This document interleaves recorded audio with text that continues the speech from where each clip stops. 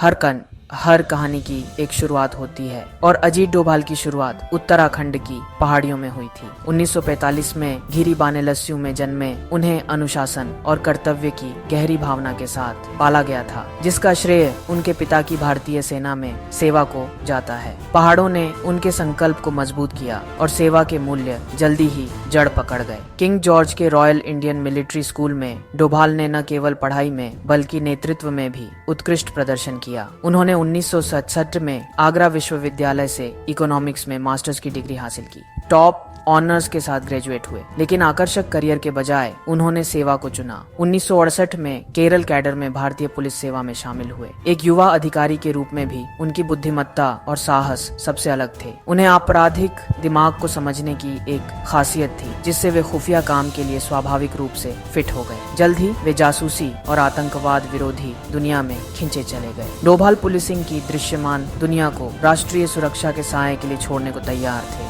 रक्षक को गढ़ा गया, आगे के खतरनाक रास्ते के लिए तैयार किया गया। भारत के मूक प्रहरी के रूप में उनकी यात्रा शुरू होने वाली थी। भारत की रक्षा के लिए डोभाल को अपने दुश्मनों को समझना पड़ा करीब से। 7 साल तक वे पाकिस्तान में अंडरकवर रहे, ऐसी खुफिया जानकारी इकट्ठा करते रहे जिसने दशकों तक भारत की सुरक्षा को आकार दिया। हर दिन एक जोखिम था, एक गलती का मतलब मौत हो सकता था। उन्होंने नेटवर्क बनाए, आतंकी संगठनों में घुसपैठ की और शत्रुतापूर्ण क्षेत्र में एक भूत बन गए। घर वापस उनका साहस ऑपरेशन ब्लू स्टार के दौरान चमका। एक रिक्शा चालक के भेष में वे महत्वपूर्ण खुफिया जानकारी इकट्ठा करने के लिए स्वर्ण मंदिर में घुस गए। उनकी जानकारी ने अनगिनत जानें बचाई। ऑपरेशन ब्लैक थंडर में उन्होंने रणनीति का उपयोग करके आतंकवादियों को आत्मसमर्पण करने के लिए राजी किया, बल के बजाय। डोभाल की महारत केवल जासूसी में नहीं थी, बल्कि विरोधियों को पढ़ने और परिणामों को आकार देने में थी। उन्होंने साबित किया कि खुफिया और रणनीति युद्ध शुरू होने से पहले ही जीत सकते हैं। वे सिर्फ एक जासूस नहीं थे, वे छाया में भारत के मास्टर रणनीतिकार थे। उनकी किंवदंती बढ़ रही थी। संकट से सच्चा चरित्र सामने आता है। 1999 में जब इंडियन एयरलाइंस की फ्लाइट IC 814 को कंधार ले जाकर हाईजैक कर लिया गया, तो डोभाल को बातचीत के लिए भेजा गया। देश की उम्मीदें उनके शांत रणनीतिक दिमाग पर टिकी थीं। उन्होंने आतंकवादियों से बातचीत की और एक जटिल भू राजनीतिक संकट को संभाला, समय खरीदा और जाने बचाई। उनकी उपस्थिति महत्वपूर्ण थी। वे तूफान में स्थिर हाथ थे। एक मास्टर वार्ताकार के रूप में डोभाल की प्रतिष्ठा मजबूत हुई। संकट से परे वे मनोबल के महत्व को समझते थे। सेना के लिए डोभाल ट्रॉफी हॉकी टूर्नामेंट की स्थापना की। ये एक ऐसा संकेत था जिसने सैनिकों के बीच टीम वर्क और उत्कृष्टता को मजबूत किया। डोभाल का प्रभाव युद्ध के मैदान से लेकर बैरक तक फैला हुआ था। वे एक रणनीतिकार, एक नेता और एक दूरदर्शी थे।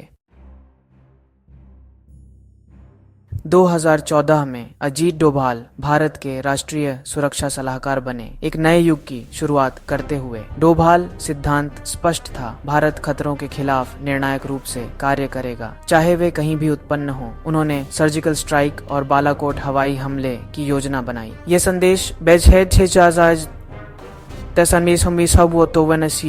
ये संख्या भारत अपनी सीमाओं के पार अपने नागरिकों की रक्षा करेगा। उनकी सलाह ने पुलवामा और गलवान के प्रति भारत की प्रतिक्रियाओं को आकार दिया, खुफिया जानकारी का आधुनिकीकरण किया और सुरक्षा को मजबूत किया। डोभाल एक कुशल राजनयिक भी थे। पाकिस्तान के साथ 2025 के युद्ध विराम पर बातचीत की, ज्ञान और संकल्प के माध्यम से संघर्ष को टाला। अपनी सेवा के लिए उन्हें कीर्ति चक्र से सम्मानित किया गया, भारत का दूसरा सबसे बड़ा शांतिकाल का वीरता पुरस्कार। उनकी विरासत भारत की सुरक्षा के लिए समर्पित जीवन, छाया में काम करना ताकि दूसरे शांति से सो सकें। अजीत डोभाल एक जीवित किंवदंती है, एक मूक योद्धा जिनकी दृष्टि ने भारत को मजबूत बनाया। उनकी कहानी हमें याद दिलाती है, सच्चे नायक अक्सर अनदेखे रहते हैं।